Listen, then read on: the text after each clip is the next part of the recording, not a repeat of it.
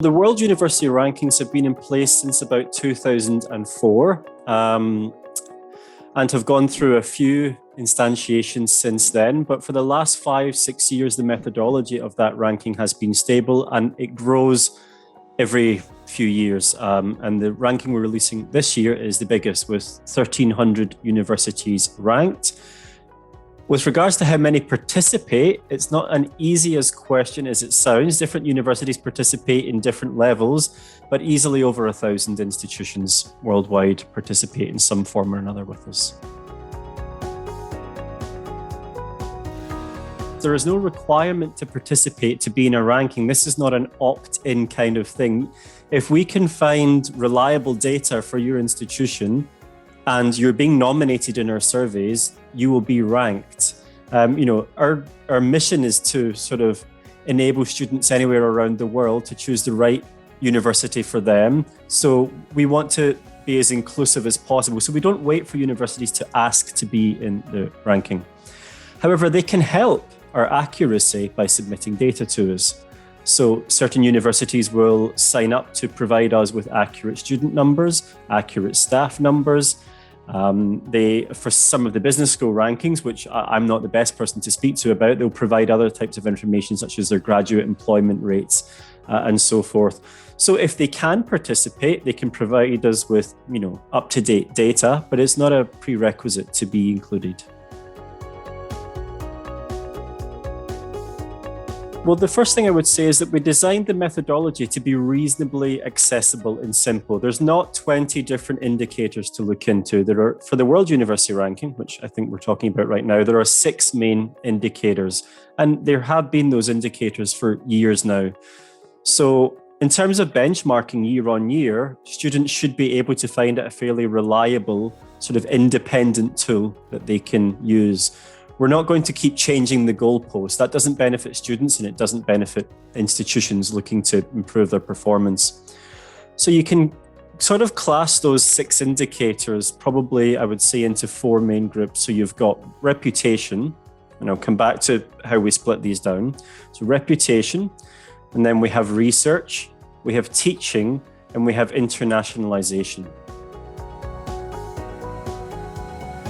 Within research, we have academic reputation and employer reputation.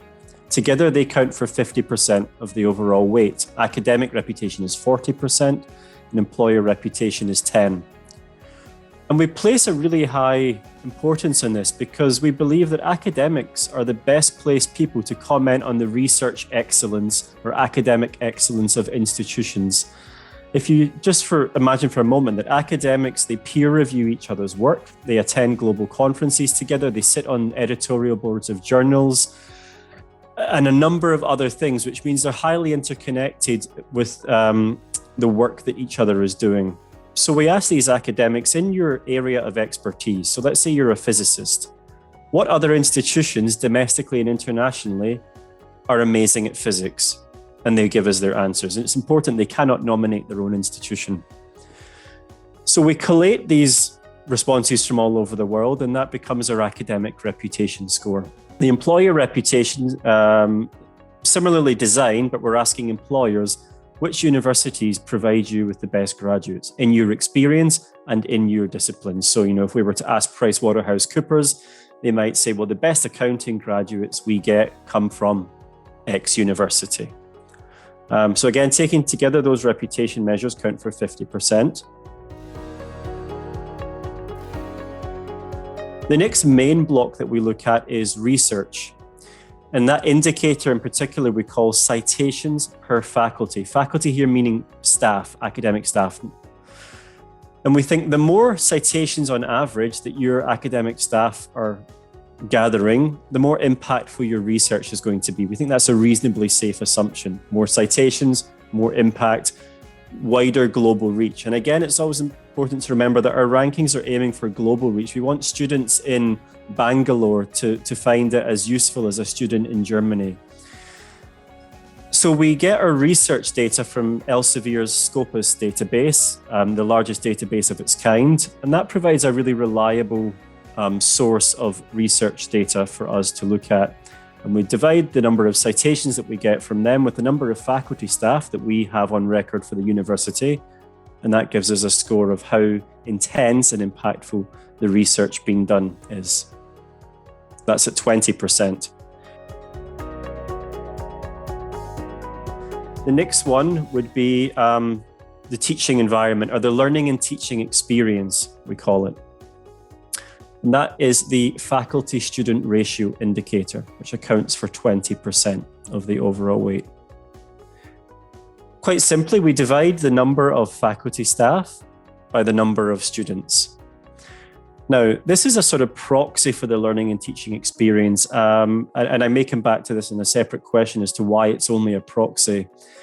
But I think it's a safe assumption that the more staff you have available per student, the more focus and resources you've put towards hiring, lecturing, curriculum planning, development, marking, pastoral supervision, lab work, everything else that is required for a student to be led through university by the academic staff there.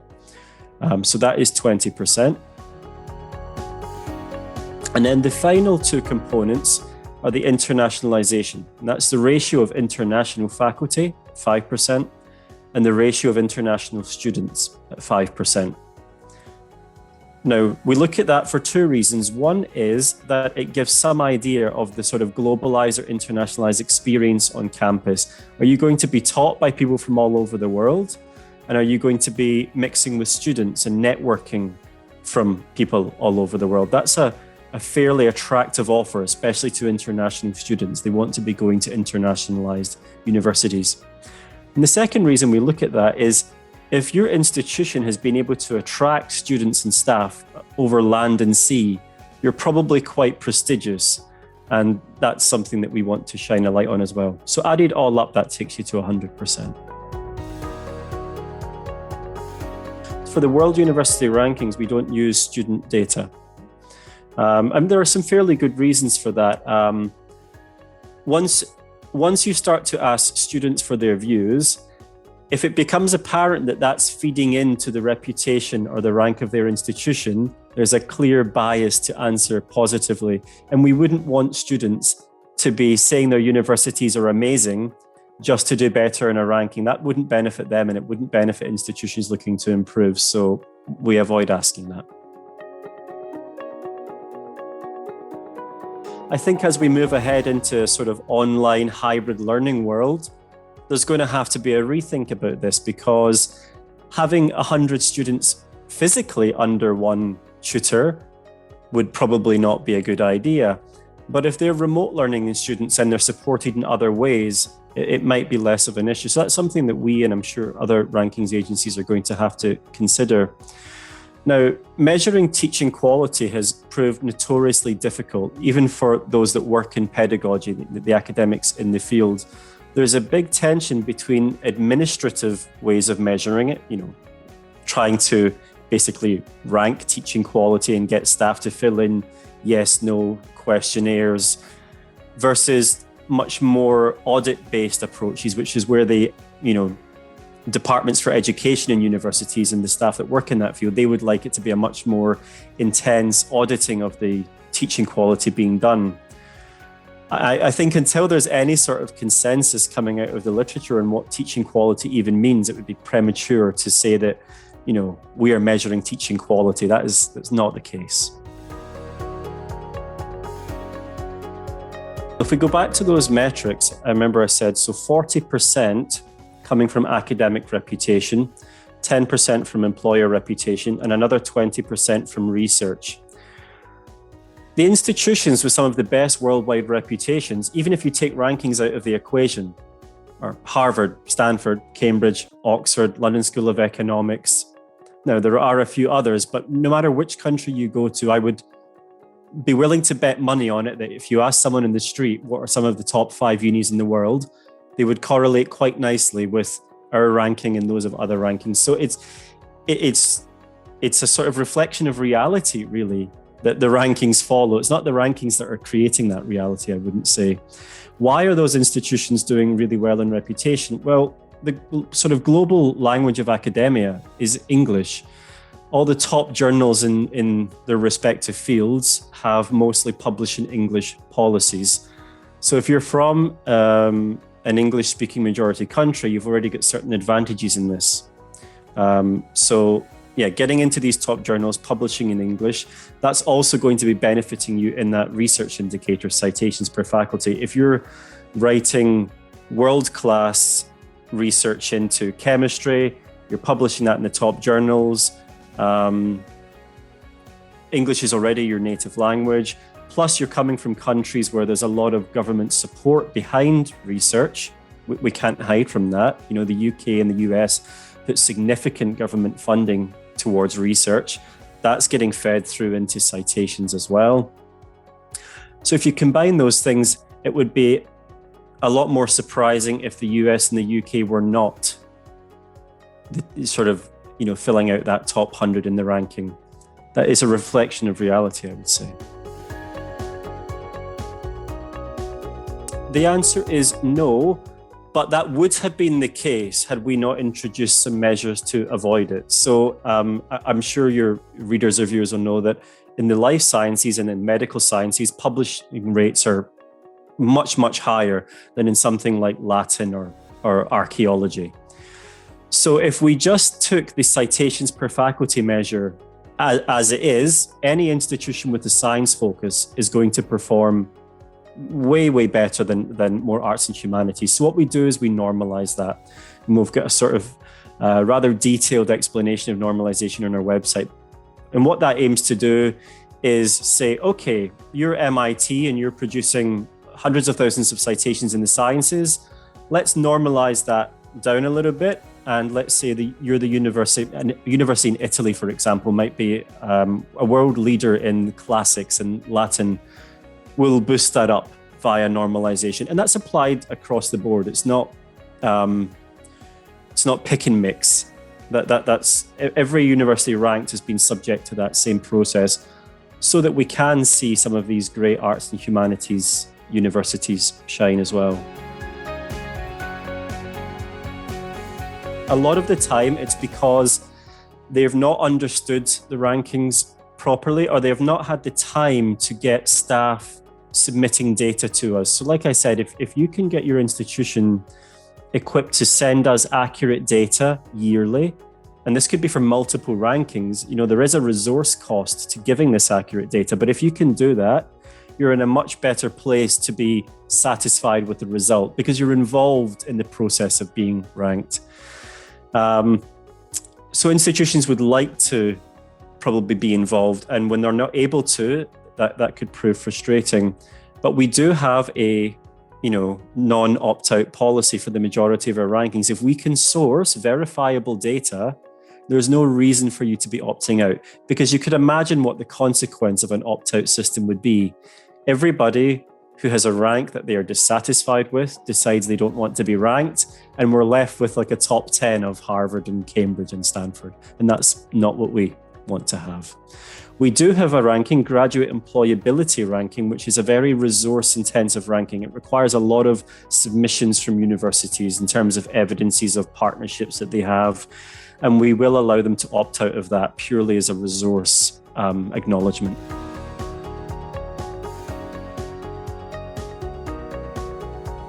We expected there to be a much bigger impact on data submission than there was, evidenced by that we've included 300 more institutions in the ranking this year. We can only do that when we get more data being fed to us. Whether that's because people are working from home now and they've had more time to do these, we don't know, but data submission does not seem to have been impacted. What we did allow as a result was to say, international student movement has clearly been affected this year, and it's been affected in different regions at different rates. Some countries were implementing quite harsh travel policies early on in COVID, some were doing that later. So it would be unfair to hold every institution to the same international student number. So for this year only, we've said, if you're not comfortable with your international student numbers for this year, you can use last year's. We'll try to let that balance itself out a bit.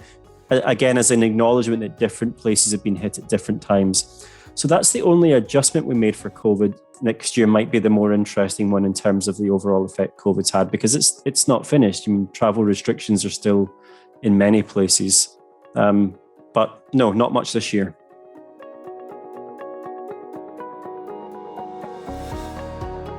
I think there's a tendency or a forgetfulness amongst rankings agencies that we exist for students, not for universities necessarily. So what would I say they're going to expect? Well, it's the biggest one, 1,300 institutions. So I imagine every student looking at it should be able to find a university that suits them. It is very broad. I would say look at some of the less predictable nations. There are some good risers from other countries that are not US and UK. And, given we're in a global world, maybe think a bit creatively about where you want to study. A lot of countries have rather attractive student visa policies. So, let yourself be creative about where you want to go. For example, we've seen quite an encouraging rise in Chinese performance over the last few years. Australia is doing rather well. So don't be constrained by old stereotypes. And then I would say that a lesser well-known function in our website, topuniversities.com, is to filter the ranking by indicator. So you can look at the overall rank. MIT last year was ranked number 1. But if you're more interested in which universities are doing the top research, say that you came out of high school already very into research, very equipped with that mindset, and you want to probably go through undergraduate and master's and then postgraduate, look at the ranking by research indicator and maybe let that be your guide. Or if you want to go to a highly internationalized institution, filter it by international student ratio and maybe choose where to go based on that indicator. So you don't just look at the overall rank.